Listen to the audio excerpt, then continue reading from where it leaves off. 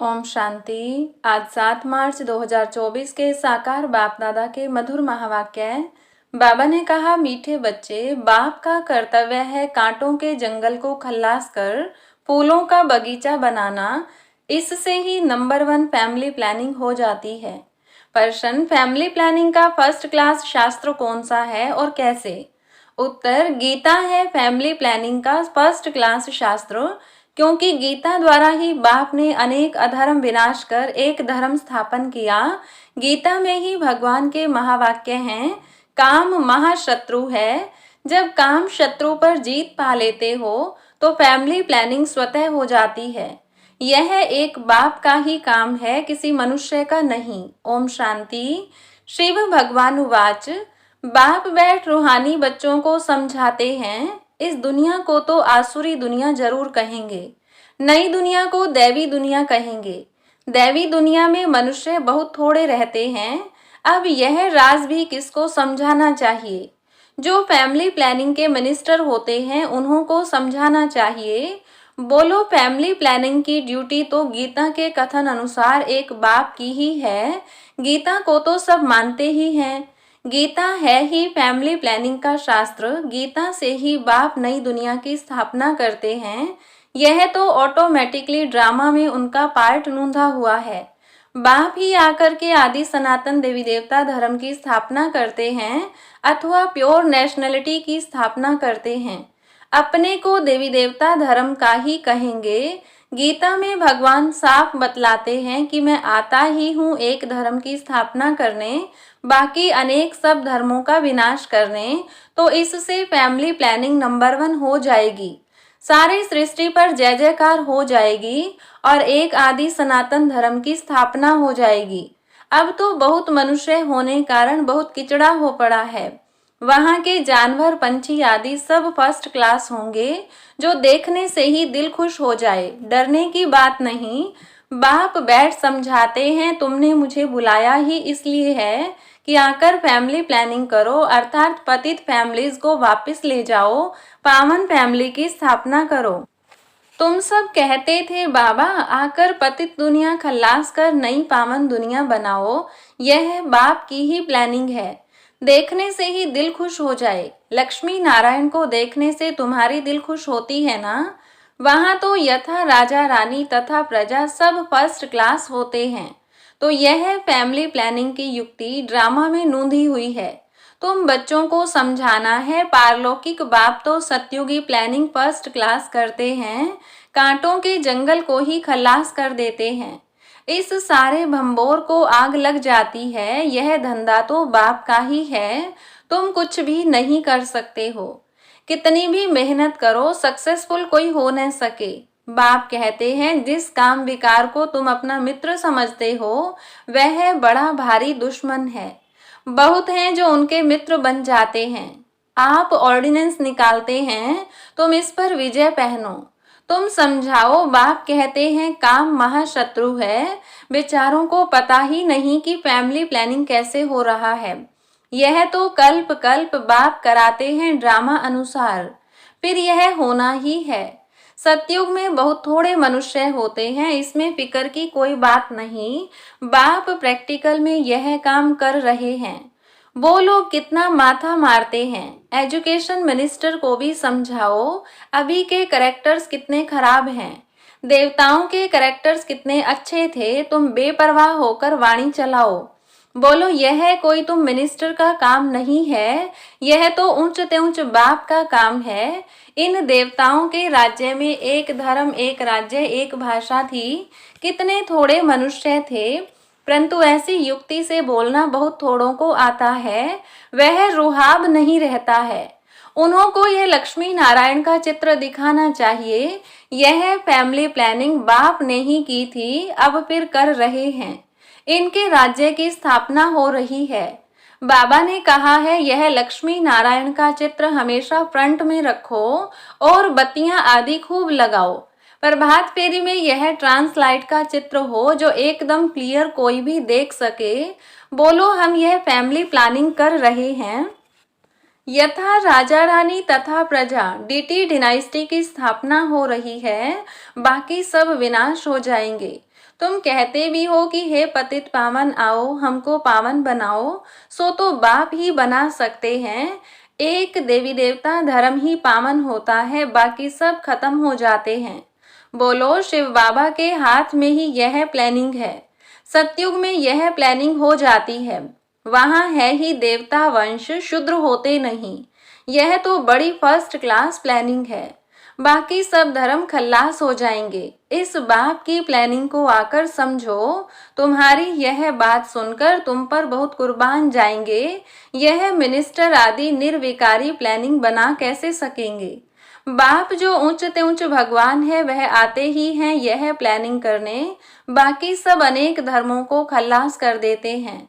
यह बात ही है बेहद के बाप के हाथ में पुरानी चीज को नया बना देते हैं। बाप नई दुनिया की स्थापना कर पुरानी का विनाश कर देते हैं। यह ड्रामा में नूंद है। समझाना चाहिए बहनों और भाइयों, इस सृष्टि चक्र के आदि मध्य अंत को तुम नहीं जानते हो, बाप बतलाते हैं। सतयुग आदि में न इतने मनुष्य होते हैं न फैमिली प्लानिंग आदि की बात ही करते हैं। पहले तुम सृष्टि के आदि मध्य अंत को आकर समझो। सदगति दाता बाप ही है। सदगति अर्थात सतयुगी मनुष्य। पहले पहले यह देवी देवता बहुत थोड़े थे। फर्स्ट क्लास धर्म था। बाबा फूलों की फर्स्ट क्लास प्लानिंग बनाते हैं। काम तो महाशत्रु है। आजकल तो इनके पिछाड़ी प्राण भी दे देते हैं। कोई की किसके साथ दिल होती है, माँ बाप शादी नहीं कराते हैं तो बस घर में ही हंगामा मचा देते हैं। यह है ही गंदी दुनिया। सब एक दो को कांटा लगाते रहते हैं। सतयुग में तो फूलों की वर्षा होती है। तो ऐसे ऐसे विचार सागर मंथन करो। बाबा इशारा देते रहते हैं, तुम इनको रिफाइन करो। चित्र भी भिन्न भिन्न प्रकार के बनाते हैं। ड्रामानुसार जो कुछ होता है वह ठीक है। किसको समझाना भी बहुत सहज है। सबका ध्यान बाप की तरफ खिंचवाना है। बाप का ही यह काम है। अब बाप ऊपर में बैठा हुआ यह काम करेगा नहीं। कहते भी हैं जब जब धर्म की ग्लानि होती है, आसुरी राज्य होता है, तब तब आकर इन सबको खल्लास कर दैवी राज्य की स्थापना करता हूँ। मनुष्य तो अज्ञान की नींद में सोए पड़े हैं। यह सब विनाश हो जाएगा। जो निर्विकारी बनते हैं उनकी ही फैमिली आकर राज्य करती है। गायन भी है ब्रह्मा द्वारा स्थापना किसकी, इस फैमिली की। यह प्लानिंग हो रही है। ब्रह्मा कुमार कुमारियां पवित्र बनते हैं तो उन्हों के लिए जरूर पवित्र नई दुनिया चाहिए। यह पुरुषोत्तम संगम युग बहुत छोटा है। इतने थोड़े समय में कितनी अच्छी प्लानिंग कर देते हैं। बाप सबका हिसाब किताब चुकतू कराए अपने घर ले जाते हैं। इतना सारा किचड़ा वहां नहीं ले जाएंगे। चीची आत्माएं जा न सके, इसलिए बाप आकर गुलगुल बनाकर ले जाते हैं। ऐसी ऐसी बातों पर विचार सागर मंथन करो। तुम रियलाइज करते रहते हो। बाप कहते हैं मैं एक धर्म की स्थापना कराने तुमको रिहर्सल करा रहा हूँ। यह फैमिली प्लानिंग किसने दी। बाप कहते हैं मैं कल्प पहले मिसल अपना कार्य कर रहा हूँ। पुकारते ही हैं पतित फैमिली से बदलकर पावन फैमिली स्थापन करो। इस समय सब हैं पतित। शादियों पर लाखों खर्चा करते हैं, कितना शदमाना करते हैं और ही पावन से बदल पतित बन जाते हैं। तुम बच्चों को अब यही ईश्वरीय धंधा करना चाहिए। सबको समझाना चाहिए। सब आसुरी नींद में सोए पड़े हैं, उनको जगाना चाहिए। गोरा बनकर औरों को भी बनाएं तो बाप का प्यार भी जाए। सर्विस ही नहीं करेंगे तो मिलेगा क्या। कोई बादशाह बनते हैं तो जरूर कोई अच्छे कर्म किए हैं। यह तो कोई भी समझ सकते हैं। यह राजा रानी हैं, हम दास दासियां हैं तो जरूर आगे जन्म में ऐसे कर्म किए हैं। बुरे कर्म करने से बुरा जन्म मिलता है। कर्मों की गति तो चलती रहती है। अब बाप तुमको अच्छे कर्म करना सिखलाते हैं। वहां भी ऐसे जरूर समझेंगे कि अगले जन्म के कर्मों के अनुसार ऐसे बने हैं। बाकी क्या कर्म किए हैं वह नहीं जानेंगे। कर्म गाए जाते हैं, जितना जो अच्छा कर्म करते हैं वह उच्च पद पाते हैं। उच्च कर्मों से ही उच्च बनते हैं। अच्छे कर्म नहीं करते हैं तो झाड़ू लगाते हैं, भरी ढोते हैं। कर्मों का फल तो कहेंगे ना हम। कर्मों की थ्योरी चलती है, श्रीमत से अच्छे कर्म होते हैं। कहाँ बादशाह, कहाँ दास दासियां। बाप कहते हैं अब पालो फादर, मेरी श्रीमत पर चलेंगे तो उच्च पद पाएंगे। बाप साक्षात्कार भी कराते हैं। यह मम्मा बाबा बच्चे इतने उच्च बनते हैं, यह भी कर्म है ना हम। बहुत बच्चियां कर्मों को समझती नहीं हैं। पिछाड़ी में साक्षात्कार सबको होगा। अच्छी तरह पढ़ेंगे लिखेंगे तो नवाब बनेंगे, रूलेंगे पीलेंगे तो होंगे खराब। यह तो उस पढ़ाई में भी होता है। भगवान उवाच, इस समय सारी दुनिया कामचिता पर जल मरी है। कहते हैं स्त्री को देखने से अवस्था बिगड़ती है। वहां तो ऐसे अवस्था नहीं बिगड़ेगी। बाप कहते हैं नाम रूप देखो ही नहीं, तुम भाई भाई को देखो, बड़ी मंजिल है। विश्व का मालिक बनना है, कभी किसकी बुद्धि में नहीं होगा। यह लक्ष्मी नारायण विश्व के मालिक कैसे बने।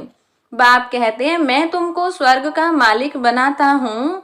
यह लक्ष्मी नारायण सर्वगुण संपन्न थे। आजकल जिनका तुम नया ब्लड समझते हो वह क्या करते रहते हैं। क्या गांधी जी यह सिखाकर गए। राम राज्य बनाने की भी युक्ति चाहिए। यह तो बाप का ही काम है। बाप तो एवर पावन है। तुम फिर 21 जन्म पावन रहे, फिर 63 जन्म पतित बन जाते हो। समझाने में इतना मस्त बनना चाहिए। बाप बच्चों को समझाते रहते हैं, बच्चे पावन बनो। अच्छा, मीठे मीठे सिकिलधे बच्चों प्रति माता पिता बाप दादा का याद प्यार और गुड मॉर्निंग। रूहानी बाप की रूहानी बच्चों को नमस्ते। रूहानी बच्चों की रूहानी बाप दादा को नमस्ते, गुड मॉर्निंग। धारणा के लिए मुख्य सार। पहली पॉइंट, अपनी अवस्था सदा एक रस अडोल बनाने के लिए किसी के भी नाम रूप को नहीं देखना है। भाई भाई को देखो, दृष्टि को पावन बनाओ, समझाने में रुहाब धारण करो। दूसरी पॉइंट, बाप का प्यार पाने के लिए बाप समान धंधा करना है। जो आसुरी नींद में सोए हुए हैं उन्हें जगाना है। गोरा बनकर दूसरों को बनाना है। वरदान, अपने सरल स्वभाव और शुभ भाव द्वारा भोलानाथ बाप के प्यार का अनुभव करने वाले आकर्षण मूर्त भव।